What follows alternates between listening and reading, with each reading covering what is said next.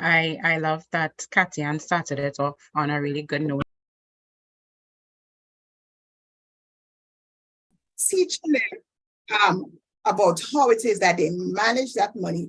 Because as parents, if we don't teach them, then you leave it to someone else maybe to teach them. And maybe they may be teaching them bad habits. So you want to start from home. They always say charity starts at home.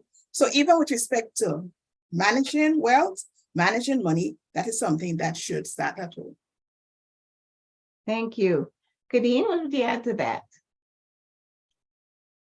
Yeah, I love that Katian started it off on a really good note. Even to add to her point in the end that, it starts at home, the conversation starts at home. And I believe that if we're looking at how early and when is an appropriate time, from the time a child is able to articulate himself or herself in terms of their needs, mommy, I want, or I want, it starts from even that early, because the wants and the needs that this child is articulating, these things have value. So further to even what she said, wealth, we always think about wealth as excess. Anything that is in excess is wealth. But the conversation could start because we're talking about management. Before it becomes excess, it's about managing or being a steward over what we have. The little that you have becomes a lot when you manage it well. So I would add stewardship to that discussion. Stewardship, when you look at the word stewardship, you see care, you see conservancy, you see maintenance, you see management. And it just gives you the impression that this is not really something that is fully yours. And if we want to bring it biblical, because that's the type of platform we're on, everything that we have, everything that we own, the ability to even get wealth is from the abundance of the goodness of God. So we really are stewards. And as early as we can articulate that to children, I think that should also be part of the conversation. You are steward, meaning you are a manager of the little that we have. And as we progress in the discussion tonight, we could always go further into excess. But I would start also before even discussing wealth in terms of it being excess or rich or poor, but just managing our resources. Sure. All right. Brother Fabian, you have anything to add? Yeah, very little. I really, my thoughts that ended just now were the fact that we need to manage our resources. So the whole concept of financial management as relates to children, and let's say even poor families, because we hear wealth, it tends to, I guess, indirectly cut off a certain type of person. And I think the mindset really should be that we really want to manage our resources, however or whatever we may have, however small or big the coppers may be. And it's also about teaching children to value things, however small. When we speak of children, we have to come with the age-appropriate language. We want to utilize their world. We want to utilize their concepts and how they view stuff for them to learn. So you would want to engage them by using their toys and using play and them fully involved and engaged in financial planning of the family.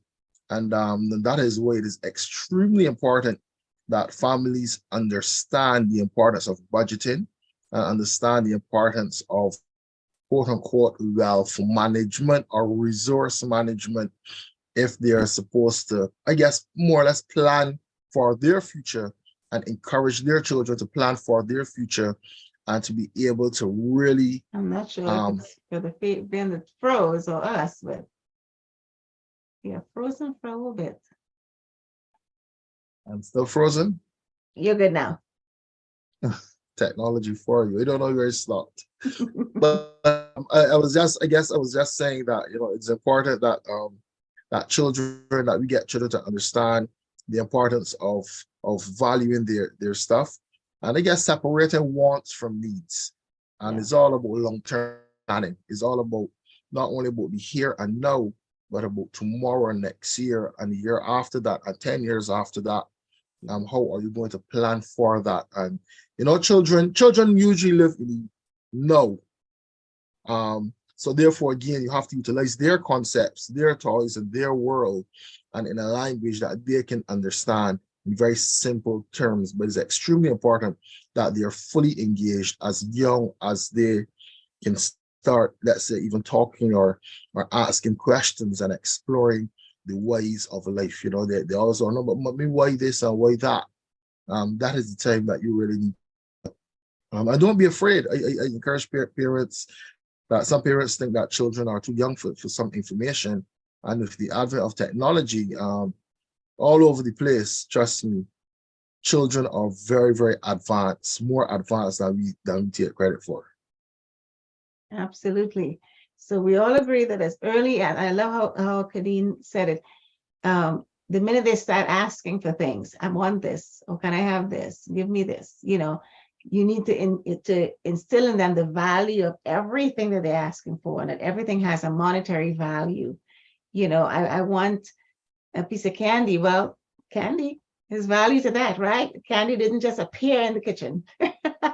Somebody had to go out and buy it and bring it home, right? So yes, as early as they can begin to understand the value of money. And as Kathy Ann says, start teaching them what a dollar is, what, you know, you started high. I would say what a penny is, what a cent is, 5 cents. And so, you know, start teaching them about money. And yes, it has to begin in the family. It has to be a family. It has to be a family affair, because it's, you know, it's something that the entire family is part of. I like that you introduced the concept of value. So we're going to go there right now. But before I do, I want to encourage those of you who are listening in to put your comments or questions in the chat so we can incorporate those. I like what Pastor Jones said. He says, yes, stewardship is very important in training children to manage money. All right, so let's go on to the next segment that talks about wealth and power and the value. And it says here, Solomon, in addressing the power of wealth, said, money is the answer for everything. How do parents begin the process of helping the child to understand that the content of the purse is not trash, as Shakespeare suggested? Rather, it is the reward of work, and that work includes schoolwork. So we're going to start with Sister Kadeen. Yeah, money is the answer for everything. I've been hearing that since I was young, and still again some answers for some stuff with money, but to stay on topic, basically central to that entire you know synopsis that Solomon gave us is that money does have value. We said it before. And in terms of teaching children that, you know, the power behind money comes through work, the easiest way to show them that is really that my work as the parent is what I do when you are at school, and your work as the child is what you do at school. And there would have been a journey that mommy went through and a journey that daddy went through that started in school. And so, you know, even as early as school age, from the time a child enters preschool, once they are in that learning and that institutionalized teaching space instead of just a parent, that's a time where you kind of parallel it. So this is what you are doing, and this is what I'm doing. And in the future, as you go along and you learn further, you are going to be rewarded through money for this. So schoolwork is work. It's just work in school where you get the knowledge and the information first. So I would start the conversation basically there. Leave my colleagues to add to it. All right, Brother Fabian. Yes, it is important that parents themselves first get that information. We take for granted that everybody understand money and wealth and understand how to really manage their lives generally, and that is far from the truth. You know, our cultural experiences, our lived experiences, our traditions as a people generally, you know, is not that of really managing wealth or looking at wealth. I mean, a lot of the Caribbean countries, a lot of us came from very poor backgrounds, and we have very limited knowledge when it comes to the whole topic of wealth management, unless you are very purposeful in seeking out information. A lot of ignorance exists across communities. So I really think that parents need to start with themselves in terms of getting that information about money and managing their resources. We have a lot of wastage. We have a lot of people who spend a lot more time on their wants versus their needs. And the reason why parents need to spend so much time on this is that children learn through observational learning, and children learn from what they see. And if parents are not setting the right examples, if parents are spending ridiculously and are not really managing their resources, then it's quite difficult that children will pick up those, even if they go to school and teachers this, sometimes they'll have these activities at school about budgeting and spending money and showing them what money looks like and different values and so forth. And then they go back home into an environment where there's no real examples being demonstrated. It's going to be very difficult for that child to really inculcate, good values, good financial values into their experiences. So you really need to start with parents. It's extremely important. And I guess once we can get parents thinking differently and getting children to understand money and resources differently, then I can see the whole concept. I know you mentioned school, but we have this thing called technology. Sometimes you don't have to go to a formal school to learn this information. There are things that are available on the internet. There are people you can ask. So sometimes the excuse that information is limited or I have to go to a university or a particular institution sometimes are just excuses. So I really would like to encourage parents to understand the importance of financial matters. I see how it benefits their life. Understand how it can help you in terms of saving, not only for yourself as a parent, I'm speaking directly to parents, but also helping you save for your children and helping the children they save for themselves and the other generation. We need to start developing this thing of generational wealth. And it really starts in a mindset, and I really, I think I'm passionate about it in terms of parents getting that necessary information that they can then empower their children to do much better when it comes to money and managing their resources. All right, so Kathy-Ann, what would you like to add to that? Please unmute.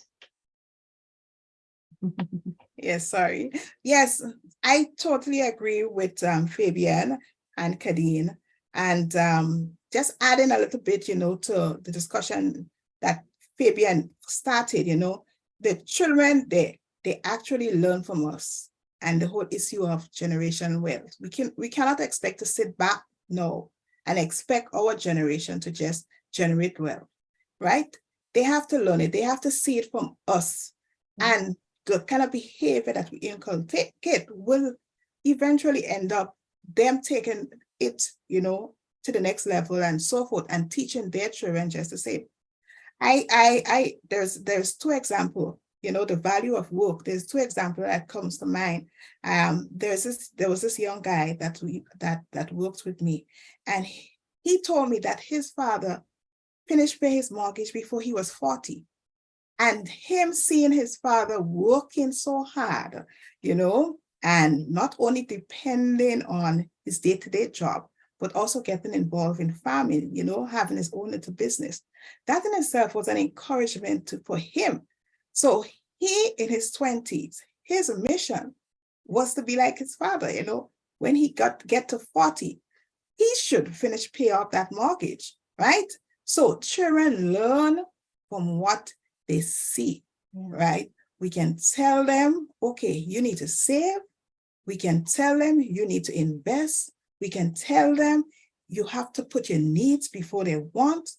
But if they see mommy and daddy just lavishing, they're spending, there is no savings, mommy and daddy complaining they can't pay the bills. mommy and daddy isn't making any investment themselves, you know, how do you expect that the children is going to behave differently? So I believe, yes, as parents, we have to be conscious of our behavior just the same.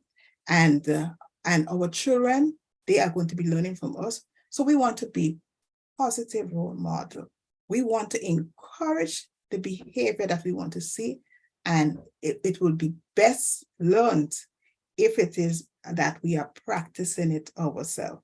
Get them involved. You know, you see that they have interest in doing business, or you yourself is doing something and they have that interest. Get them involved in it.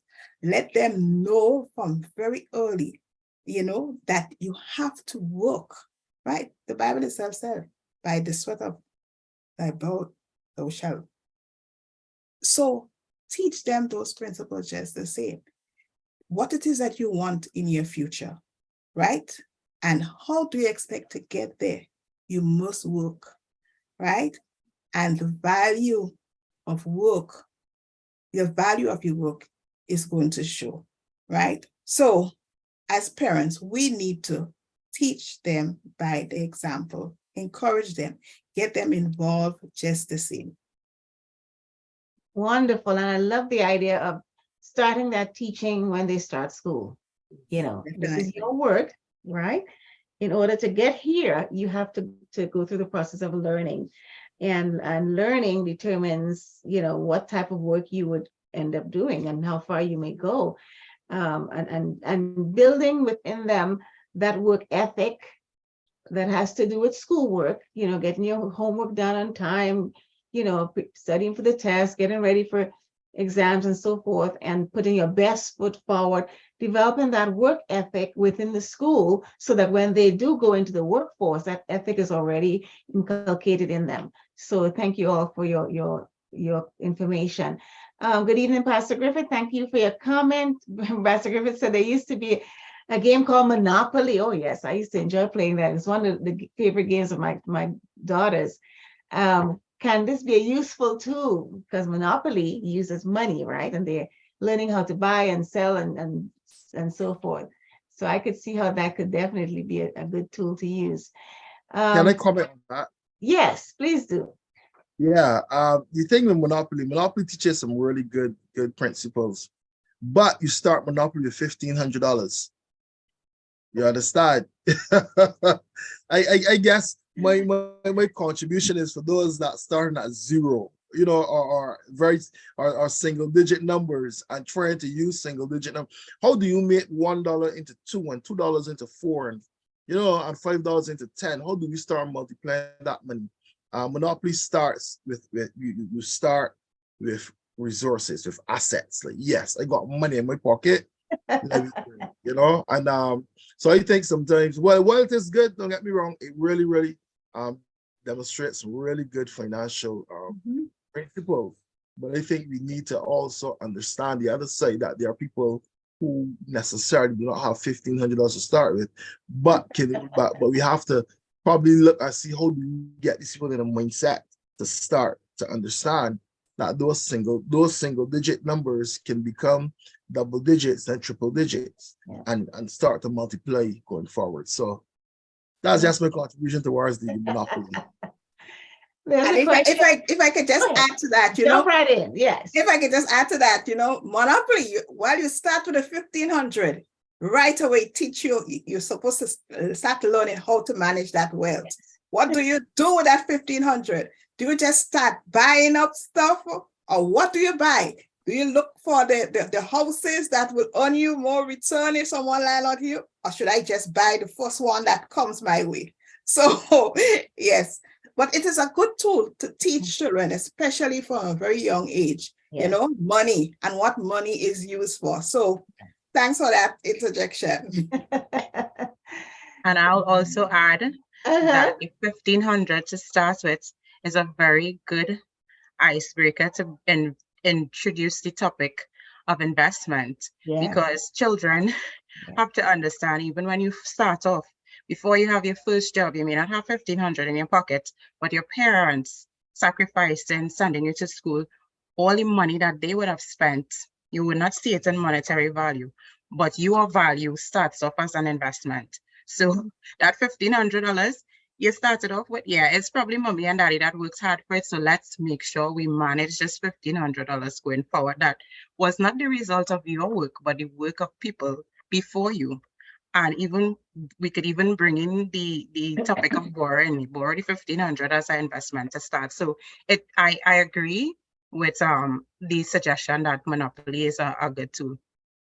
I like that. I hadn't thought of the investment piece before, but you're right. When a child starts school, the money that parents pay for uniforms and books and all the pencils and pens and all that, it's an investment in the child. They're investing in that child's future when they spend money to send that child to school. And that's a good way of introducing that to children as well. In the chat, Pastor Jones says, he asked a question, is learning restricted to academia?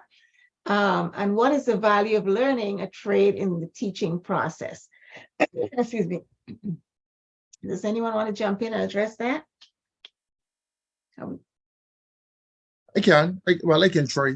No expert at it, but I definitely can try. And learning is definitely not limited to academia. You know, there are many individuals who acquire lots of wealth who never saw tertiary education and simple concepts. I remember I grew up in a rum shop. My grandmother had a rum shop. My grandmother was never to university or college.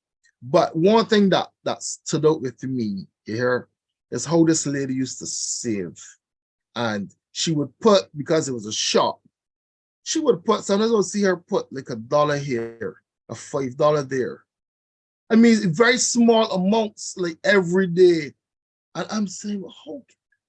I mean, when I get old enough to really understand, like, how can you just put $1 there?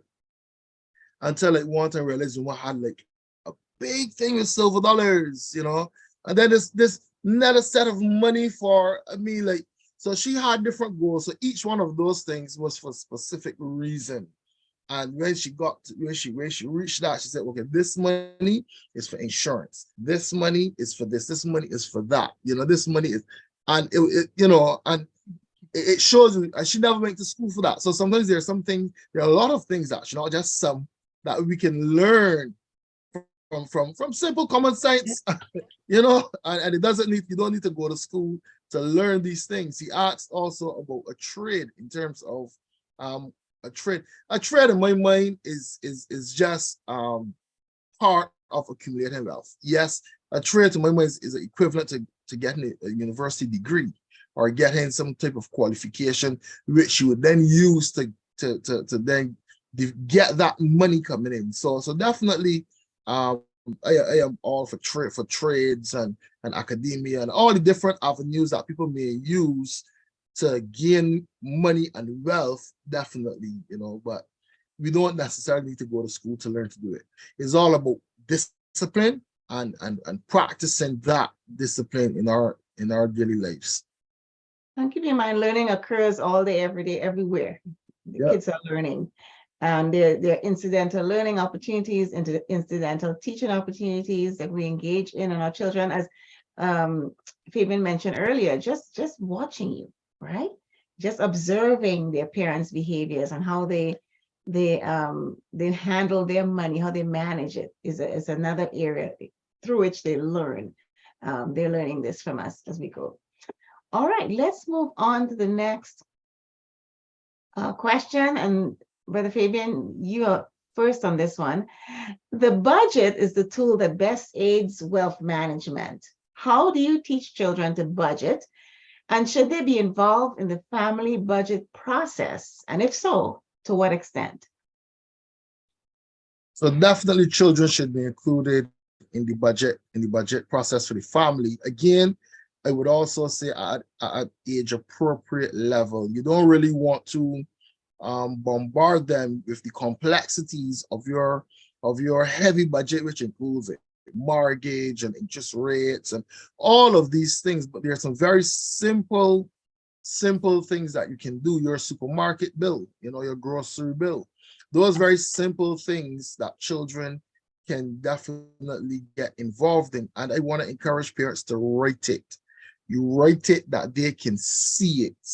To write it that they can understand. And you can also, let me go a little further and use, I mean, we spoke of Monopoly earlier, but you can use toys. You can sit down home and practice, how to spend money and explain, okay, so if you have $1 and you spend this, then this is what you get. This is what you have. This is what you keep. Those, I mean, in a very simple way that they can understand. And when you start with teaching it through games, play is extremely important. Oftentimes we underestimate the power of play in terms of teaching information, teaching stuff about life. So once you can include budgeting in the play activities, then take that information and translate it then into the supermarket. So, you go to the supermarket, you have your trolley, and you allow them to look at the prices, and we are budgeting. We only have $20, we only have $50, and this is what. And when you get back change, you show them, and you start in a very simple way. So definitely, children need to be involved. As I mentioned earlier, they learn from what they see.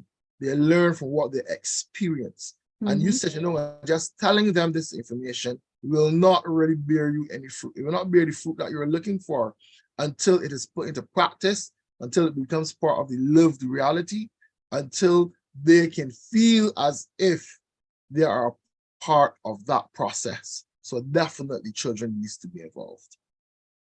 All right, Kathy Ann, what do you have to add to that? Yes, definitely. Children needs to know what is happening in the household, right? If they are aware of what is happening in the household and they are part of the decision making and all of that, you expect that, you build stronger families, right? And of course, as Fabian said, it has to be age sensitive, because when you have toddlers and so you don't really get them involved and say, okay, mommy have to pay X bill, this bill, and so. But as they become like teenagers and those age and so, there are a lot of things that children may want, right?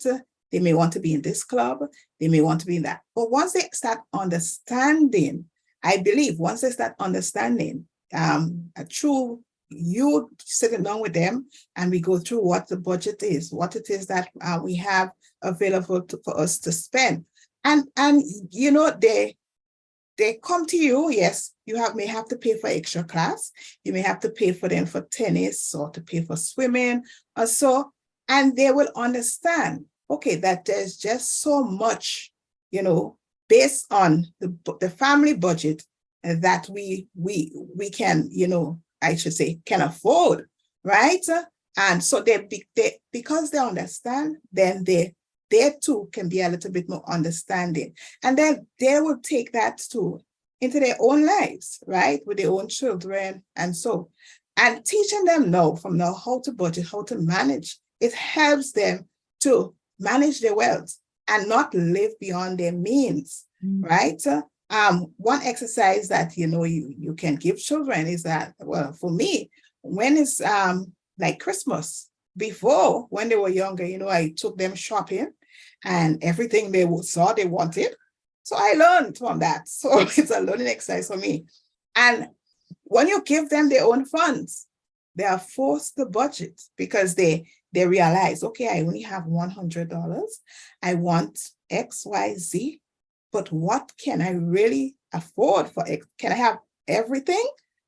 So then they start thinking again about, okay, what do I need most, right? And they themselves, they do the critical thinking on their own, and then they determine, no, I only want this, I only want that, and start teaching them that from a very early age.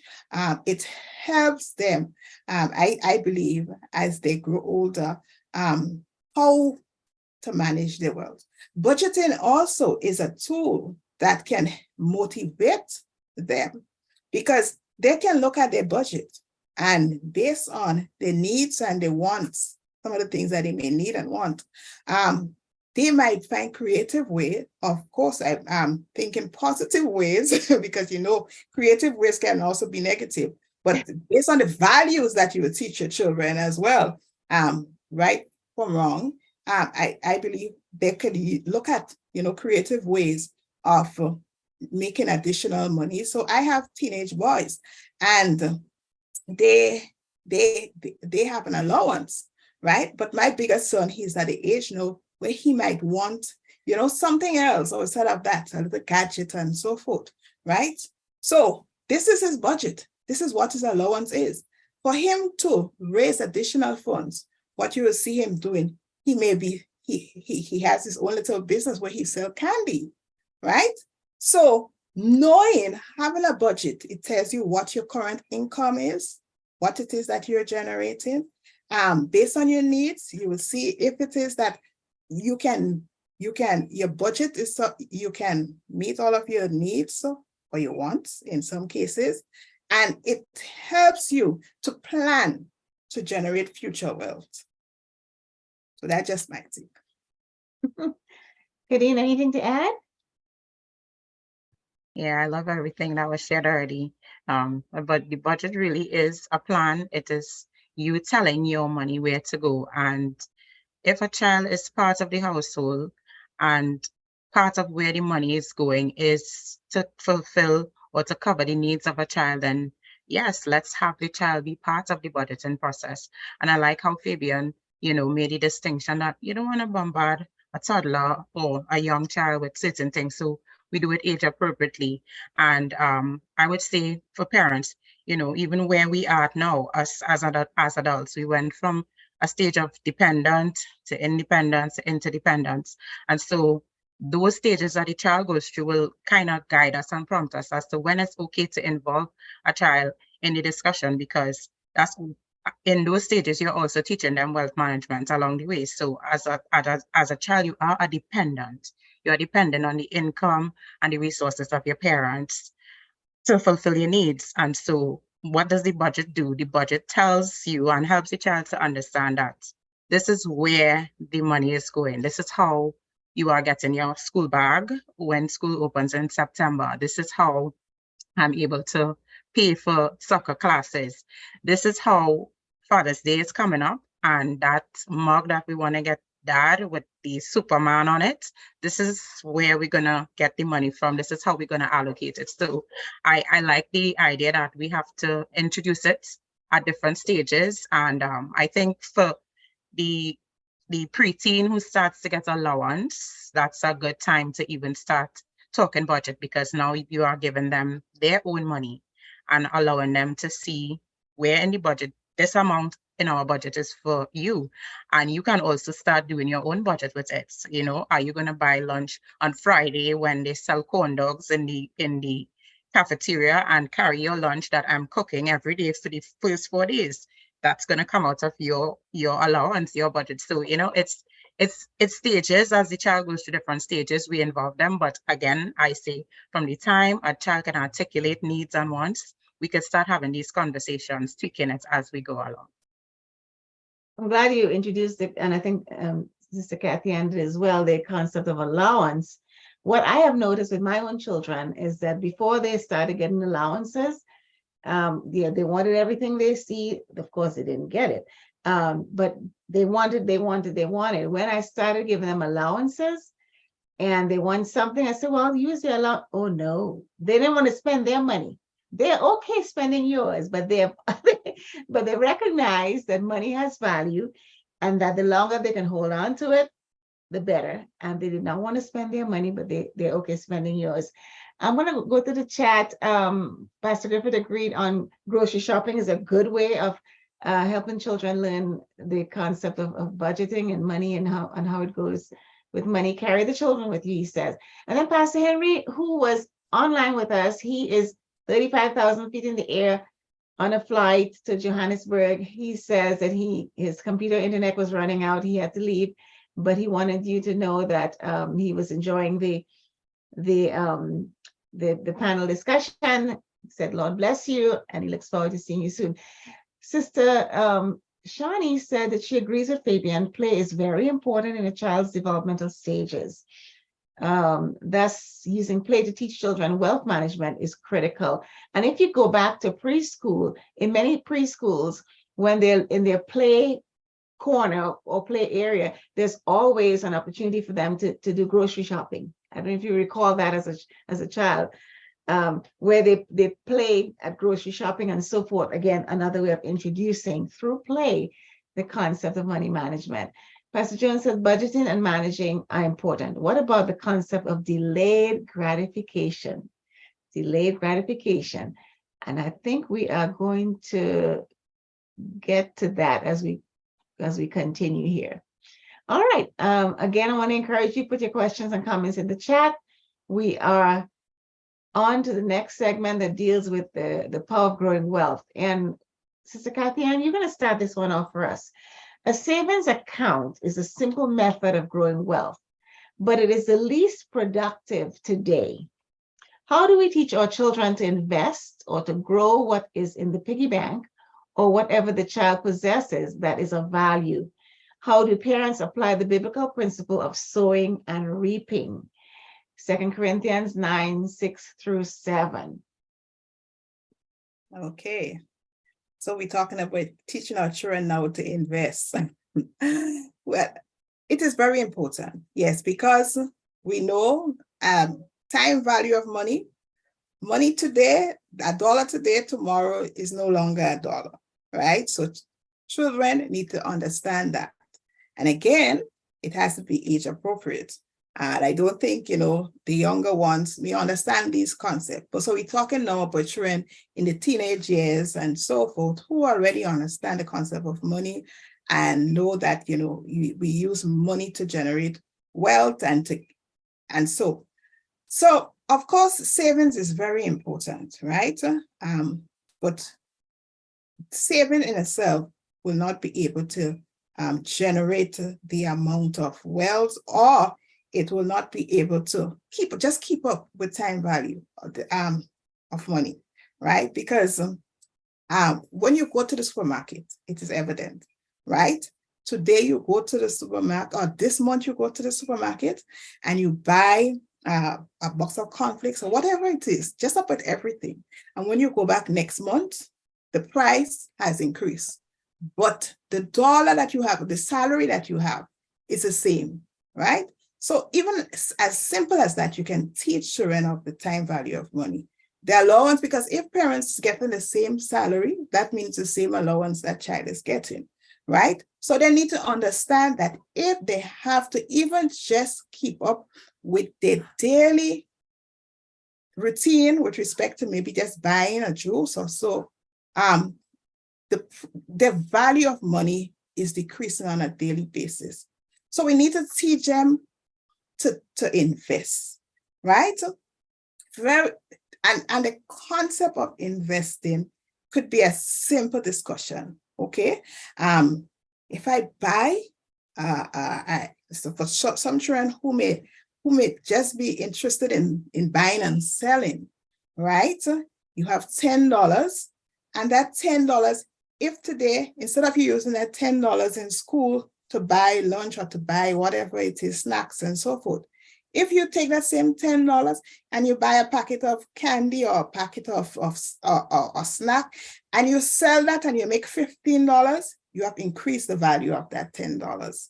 So as simple as that, it teaches a child that how I can take my dollar, how I can take that $10 and multiply it to become a greater value, right? So simple concepts like those. And once children understand these things and they understand all of the other concepts of budgeting, right? All of the concept of needs and wants, the value of money, right? Then that in itself, I believe, will help them or encourage them, to not only save, but also take calculated risk, right? So that they can multiply the monies that they have or that they would have earned, and so. Hey, Brother Fabian. Oh, I really think that oh, I you can go ahead. That's fine. oh sorry. But I would say that I really think that everything starts in the home. And even using myself as an example, I have two young sons, 6 and 12 years old. And I can tell you how we go about it. So, giving allowance is good. It's good. I started to do that, but then I realized that there was this kind of feeling of entitlement, like I must have this allowance, and no, not in my house. You don't work the way this, in my opinion. So what happened was that I stopped giving allowance in terms of a schedule, but give it based on achievements. When you achieve something, or if you wash the car, or if and you earn that money. You earn that money through, and that is what life is about. You work, you get paid. That's that simple concept. So these things start from at home. Then another thing I do is in terms of borrowing money. I borrow money, but then we also say, okay, the thing is, if you're going to borrow money, you have to pay back with some type of interest on it. So my son got so accustomed to that, so that if you get $20, they're going to give you back $25 or $30. Sometimes so this interest is going to very high. But then that opens the door to a conversation about how loans happen and how interest happens. So you start the conversation there because there's a very basic understanding of interest payments. So you say, okay, this is how it goes, but ultimately is about me getting them to understand how they multiply the money that they have in their piggy bank. So they would have a bank account, and these days you don't get an interest on the bank. The money nothing don't happen. So they're aware of what they have, on a monthly basis. You save for them, and you let them know. You realize, this money was here for the longest while. Realize it ain't growing. Only we put it on, But this is what we can do to see how we can multiply this $5, this $10, this $100 in some very small ways, whether through sales, as mentioned earlier. Sometimes my son may say that, I think we can flip the money by doing this. We can buy this and sell it back for this. And really start with those little things. And it's about relationship building. You just can't jump in and believe that you can do this. It's about parents building a relationship with a child or with their children. And that's where it really falls down. And also the emotional component to money. I saw it mentioned earlier in terms of delayed gratification. Sometimes you really want something very, very badly. Last year I had told my son I'm going to take him overseas for doing extremely well in the combinations exam. He did really well. And then when I look at the finances, I tell you, listen, we can go delay this a bit, and he was a bit disappointed, but then we had a conversation about it. I guess that is when we have a relationship where we can sit down and talk about these things in a very honest and candid way. So children, they would understand. Instead of lying to them and trying to make up excuses, I explained to him, listen, this is the situation. But we did make the trip recently. And I mean, so I then explained to him, you remember last year how you felt? You see, now that we delayed it a bit, you're actually in a better position where can do a little more stuff. If you had done it, I guarantee you would have enjoyed it so much. And things like that. Life experiences, working into your daily routine, working into your daily life, and don't just pull stories out the sky. We live this thing, we all spend money, we work, we have to do it. Just be honest with children and get them involved in the entire process. Nadine? Yeah, I like the concept that was thrown out by Brother Bertram about delayed gratification. You all hearing me? I think I Yes. have a little delay. Okay. Yeah, and yes, so we're talking savings and how do we help the child understand that, what you have in your piggy bank is of value and that it could grow. And sowing and reaping, basically, that is what investment is. That's what the savings is about. It really is, as he mentioned, delayed gratification. And that's important in teaching a child about savings and in the conversations, because what we want to do in the delayed gratification, what you are doing is teaching a child to be disciplined, right? And there's a scripture that I saw, Proverbs 13:11, is the English Standard Version, that says, wealth gained hastily will dwindle, but whoever gathers little by little will increase it. And we look at children, we look at not just children, but the human psyche. When you get something, instant gratification immediately, there's a tendency to kind of take it for granted. But when there's a delay, and even in delay, it builds discipline.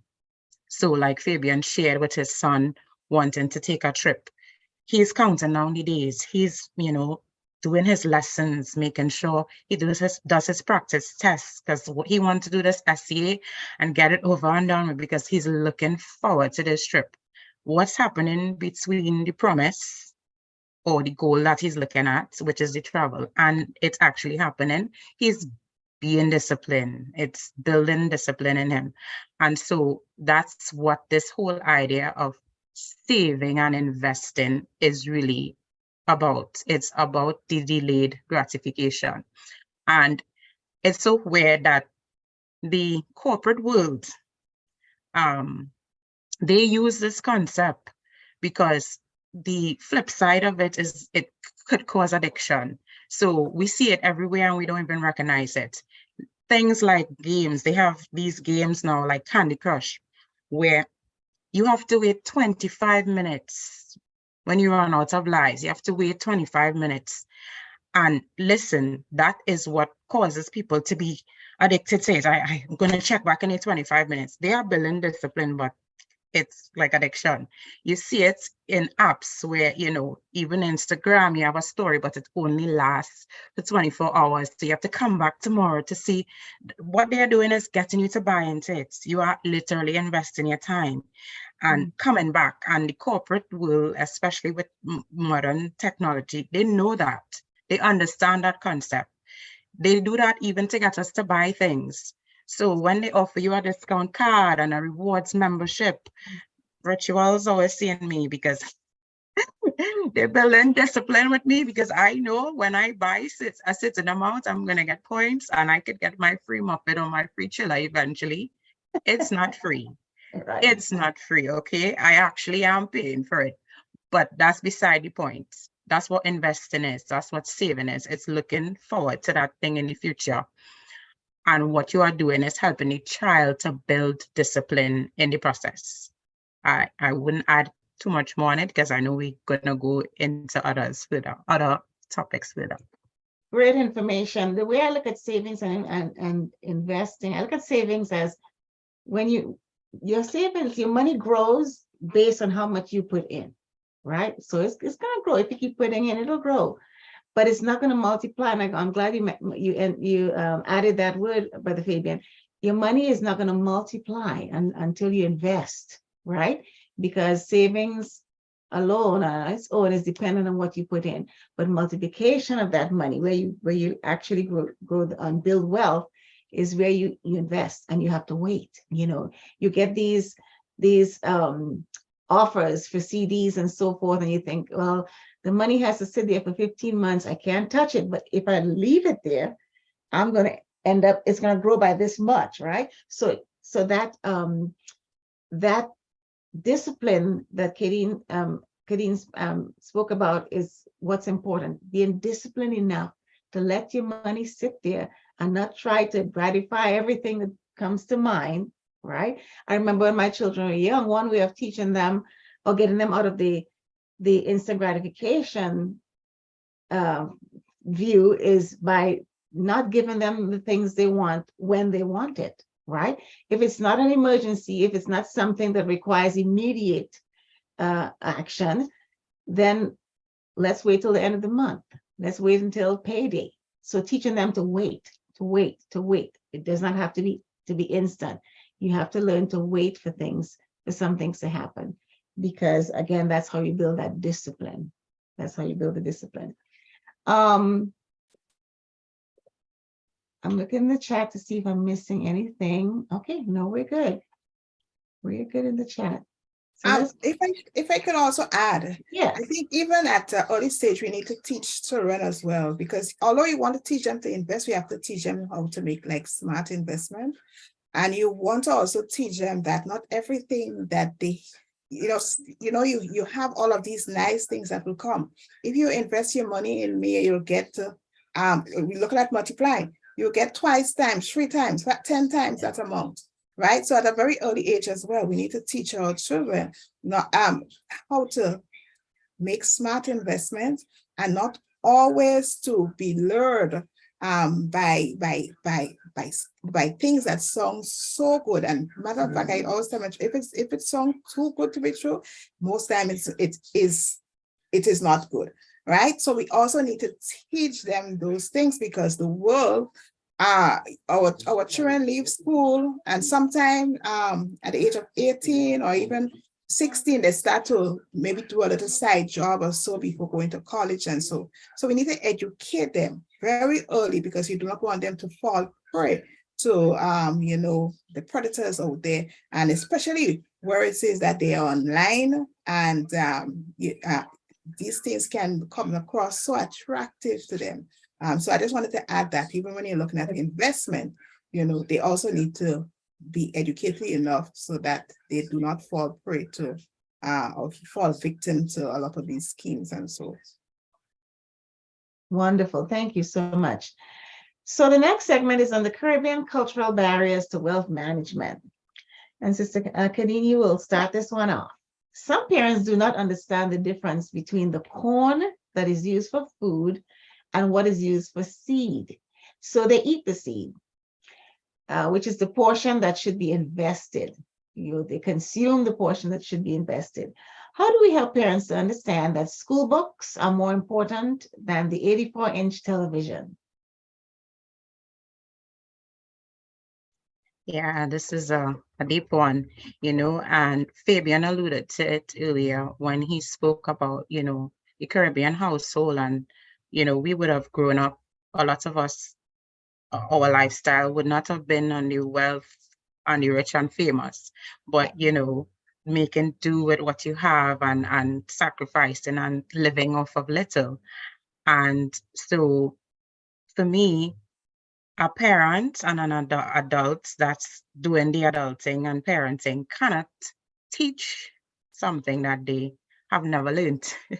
So if you grew up in a household where, okay, basic needs were met, there wasn't always excess, certain things was a luxury, and then you are finally empowered, quote unquote, as an adult now. Growing up, we had a little 9-inch box TV, but now I don't have to pass by the bar and feel guilty as a Christian to watch the football game on a big screen. I could afford it for myself. So it really goes back to us teaching ourselves, getting the right mindset.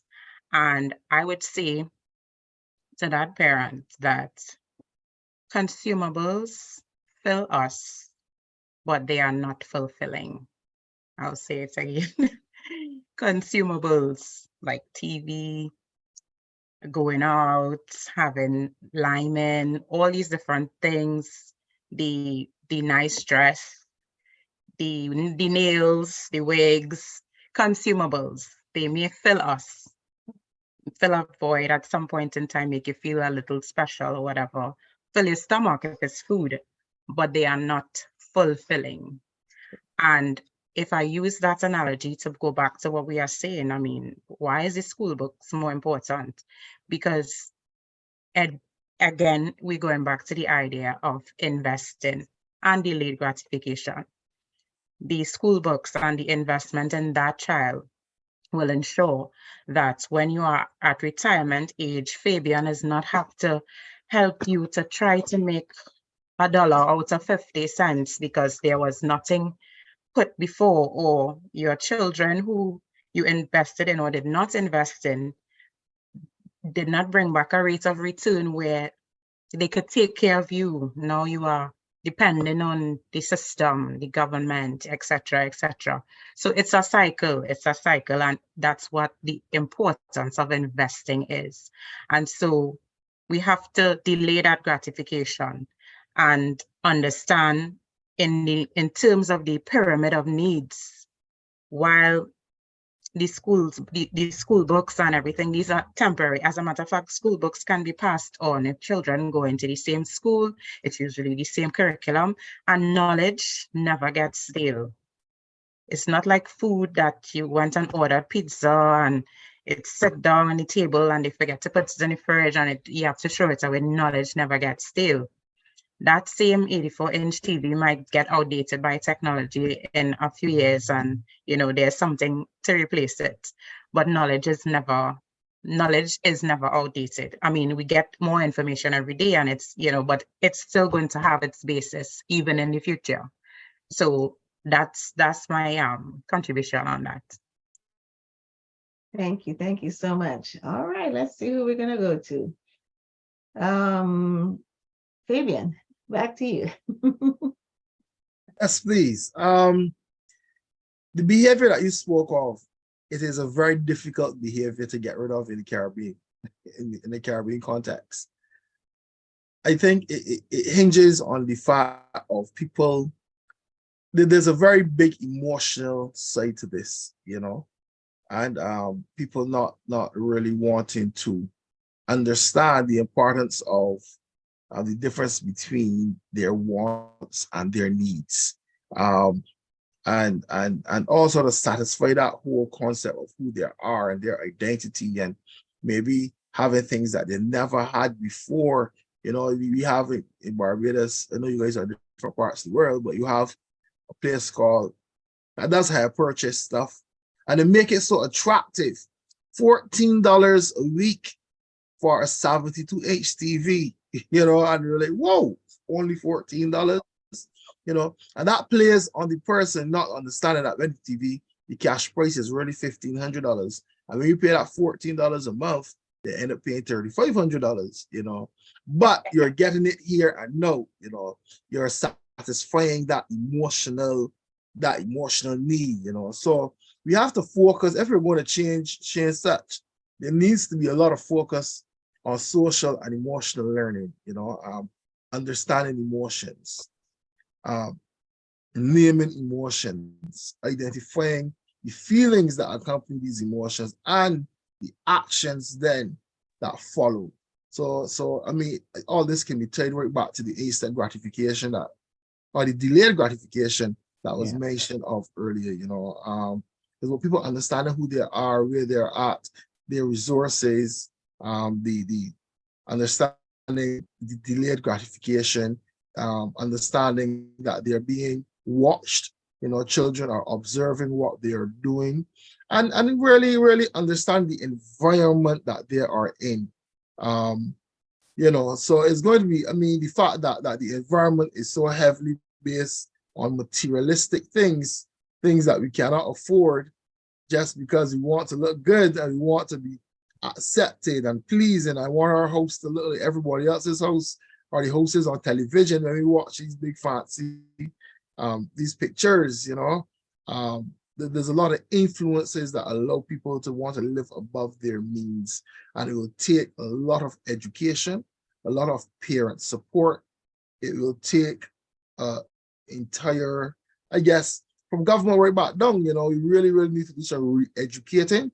And in many instances, that re-education, if you're going to change the thought process, the culture, and the mindset of a generation, we have to look at teaching it through our children.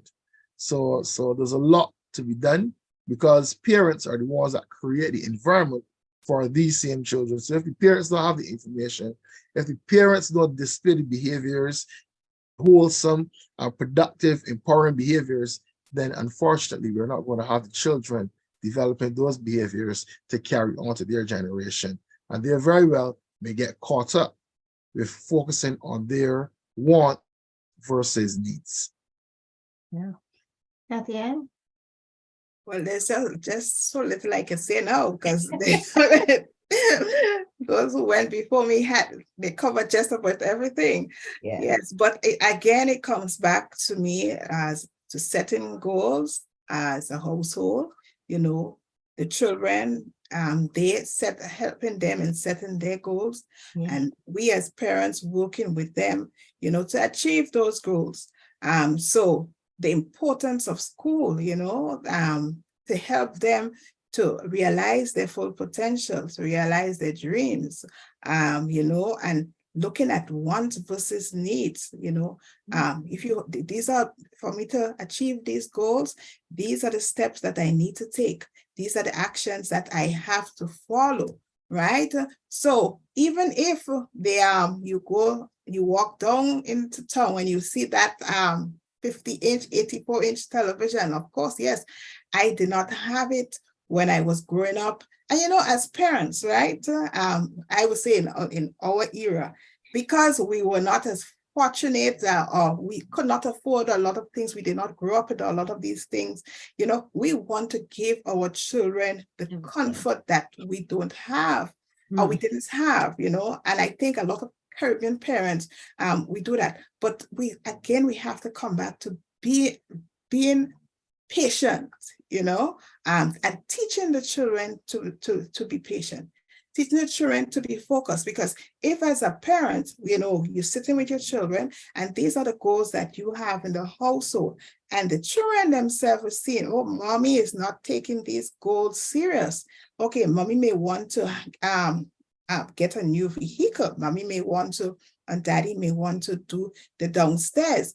And we only saying it, right? But we're not practicing it. Again, it comes back to, are we really instilling this discipline by what it is that we are practicing, so that our children can emulate and they too can take that to the next generation? And it can be difficult sometimes as parents, right? Because we want to make sure that our children are comfortable and so, but I believe that we need to be focused a lot more. We need to instill that there is goals that we are working at, and we practice what we preach. Children learn from what they see, right? And as a parent, no one have to tell me that. So I think as parents, it's our responsibility as well. If this is the impact that we want to have, and we want our children to acquire wealth, and we want our children to be able to manage wealth, we want our children to have certain disciplines, we want children to have certain goals, we ourselves have to be part of that influence. Absolutely. Wonderful, wonderful panelists. Thank you so much for that information. I want the panelists to start thinking about your closing remarks. But before I do that, I want to speak to the audience. I'm going to put in the chat a link for the audience to click on and use. Pastor Henry has asked that you send questions to him, hopefully by next Saturday, if possible, by a week from today. If you can send it during the week, that would be great. The earlier you send them, the better. We will continue the discussion of wealth management, talking about the whole family now, wealth management. And he'd like questions that you may have that you would like us to consider as we prepare for the next segment. So I'm going to put the link in the chat right now so you can click on it, save it, and go back to it to put your questions or comments in. Let's change this to everyone. All right, here's the link. If you can click on that link and send your questions, that would be helpful. I'm going to ask Sister Kadeen to begin the closing remarks. Yeah, my closing remarks, I reference two particular parables in the Bible. Jesus told one about the shrewd manager and the ever-popular prodigal son. In the parable of the shrewd manager, this rich businessman had a manager taking care of his affairs, and he got word that the guy wasn't really handling his money well. He said, "Get his act together. I am about to fire you." And this manager was like, I don't have strength to go and dig ditches, and what am I gonna do? I don't know how I'm gonna make out with all this job. So he called in everybody that was indebted to his employer, and he said, how much gallons of olive oil are you owing him? And he cut down this by 400, and he asked the other person, how much are you owing him here? And so basically he's saying, if I be nice to these people and help them out here, when I lose my job, they'll help me. And Jesus used that parable not to say to be dishonest, but he was saying, be like this shrewd manager. I mean, the people of the world know how to manage wealth to their benefits. And so the people in the kingdom, we should be even better than that. And, who would want to trust you with true riches if you are not responsible with little, And so I like that parable. It guides me now in a lot of my financial decision making. And even the prodigal son, I reference that for the younger ones, for the children that may be on the platform, or for the parents that want to be able to help the children understand. We know the prodigal son as a parable about the love of a father and God, but it also does tell us about money. And it always amazes me, the audacity of this younger son telling his father, I want my share of the estate. His father's stuff that he worked hard for and basically as a loving father put aside, which is what we even talking about with investing, so that the 1,500 that he's starting with in the monopoly, my daddy already put that aside for me. He didn't do anything to earn it, the audacity that he wants this money now. And what did he do with it? Wealth management principles. He, according to his older brother, spent it on prostitutes and Murphy's Law. The unexpected could happen, and it does happen. He ended up in a famine, so hungry that if he never worked in his life, he had to ask for a job. And the Bible says, he convinced somebody to hire him. And I'm even thinking his father would have instilled workmanship principles in him for him to convince somebody to hire him to feed pigs. But the pivotal part of that story is that he came to his senses. He came to his senses and he went back to his father, and said, I'm not worthy to be called your son. And we know, for most of us who are Christians, we know how the story ends. But to me, key in that is the father was also having to console his older son, who was like, I've been here with you all the time. You never once threw a party for me and my friends, and this wretched son of yours. And he had to remind his older son, listen, everything I have, it's yours. And we need to tell our children that everything that I have is yours, because I'm going to die and it's going to be yours. And we have to have that mindset and passing it on. So that's my two parables that I end with those, because we talk about wealth management, but we also have to talk about generational, like Fabian said, it's something dear to his heart, and I agree. We can change the Caribbean and the poverty mindsets and invest wealth, especially understanding from the Heavenly Father's perspective. Our Father owns a cattle on 1,000 hills. Everything is his. So we steward it and we cherish it, and we use responsibility, choice, and power and pass it on to the next generation. Thank you for having me. It was a lovely discussion this evening. Thank you, Sister Kadeen. Kathy Ann? Yes, it was indeed a pleasure. The discussion was one that was it's a healthy discussion. I just, as parents, we believe that the generation that comes after us should always be better, right? And I think that we get that from our own parents. When I was growing up, I grew up with my grandmother. She wanted a better life for me. Similarly, I want a better life for my children. And I believe that they would want a better life for their children. And teaching your children how to manage wealth, how to accumulate wealth, how to save, how to also share with others. It is critical and it is important. And I believe that it starts in the home, and we can help shape the future. We do not want to leave it up to outsiders to form the impression in their mind of how it is that they should generate wealth. No, we as parents have to teach them how to generate wealth, because as we know, there are different ways in which that they can generate wealth, right?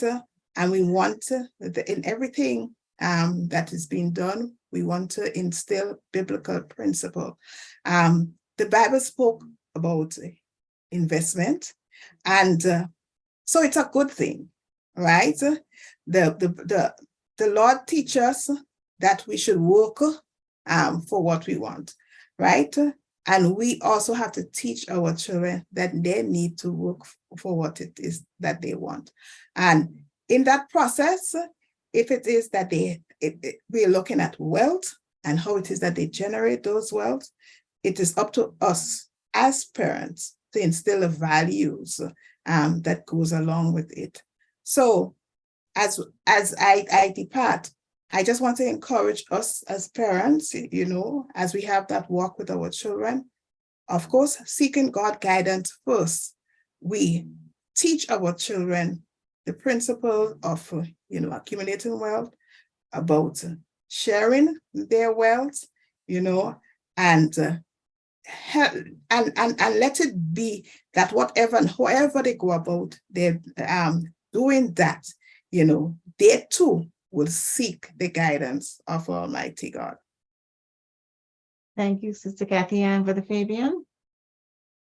I will end by saying you cannot pour from an empty cup. And I would like to encourage parents that are tuning in and listening to us to encourage them to get as much information as possible. You cannot teach your children what you do not know. And information is not for some and not for and others. It is for everybody. We have access to the internet. You do not need to go to any formal school. You can ask questions, but you must be intentional about wanting to learn, wanting new information, and intentional about how you apply that information. And finally, I will tell parents, you have no influence where you are not. Develop relationships with your children. Be very present in their lives, in the household, and be very things that they do and the decisions that you would like to guide them to make. You are the persons that will determine and lay that foundation for children. So be very present and do not allow the internet to take over your parenting or allow other people to take over the responsibilities that you are supposed to honor. So that is it for me. I want to thank you for having me. It was indeed a pleasure, and I really enjoyed this platform with the other panelists. Have a great night. Thank you, Brother Fabian. You said something that's my mantra with my parents when I teach my parenting classes: you cannot pour from an empty cup. And I'm going to add to that what Sister Kadeen said earlier, that you can't teach principles that you don't possess. And I think that's very valuable. I want to add to since Kadeen threw out two parables, I want to throw another one in the mix that deals really with the investing side of it. And it's the parable of the talents or the gold, or different books in the Bible reported a little differently, but it's found in Matthew 25. Where they talk about the man who called his servants and entrusted money, bags of gold, gave one 5, gave one 2, gave one 1. The one who was given 5 went out immediately and invested it. The one who was given 2 went out immediately and invested it. The one who was given 1 got scared and hid it, did not invest it. Of course, it did not grow. So when the master came back, the one with 5 talents was able to produce an additional 5, the one with 2 an additional 2, and the one just had the 1. And he was considered to be very lazy, did not know what to do with his money, did not invest it so that he could grow the master's wealth. So I love these parables because they really teach us some practical lessons of things that the Lord wants us to learn. And I want to thank panelists for being here today. Thank you for the valuable information that you shared with the attendees this afternoon. Thank you so much for your time, and thank you so much for sharing your time and talent with us. And we truly appreciate that. We look forward to seeing you guys here again in 2 weeks. We will look at wealth management a little further. Please remember to click on that link that I put in the chat. It'll take you to a website where you can ask questions that the panel that Pastor Henry would like to use to frame the next segment. So please do that for us. Make sure throughout the week as you think about it, plug your as many questions as you want. There's no limit to the number of questions that you could add to that form. Thank you all for being here. And on behalf of Pastor Henry and Faith Tabernacle, thank you guys for being here. And we look forward to seeing you next time. Go out and have a wonderful day and enjoy your service tomorrow. We love you and we look forward to seeing you again. Goodbye, everyone. Goodbye. And Pastor Griffith, I want to make sure I mention you because you're a key member of our planning team. Who else do I see here? Several of you who are regular attendees. To my mom, Pauline Mills. Have to recognize Mama. And to all of you who are there, brother and sister, Brother Reynolds, Sister Celia, Sister Leslie, of course, Sister Kimmy, Maria, my sister, my brother Wilfred, Sister Shani, you guys are amazing. Sister Althea Jones, Sister Rhonda, who was added to my list of sisters. I love you guys and look forward to seeing you another time. God bless you all. Good evening.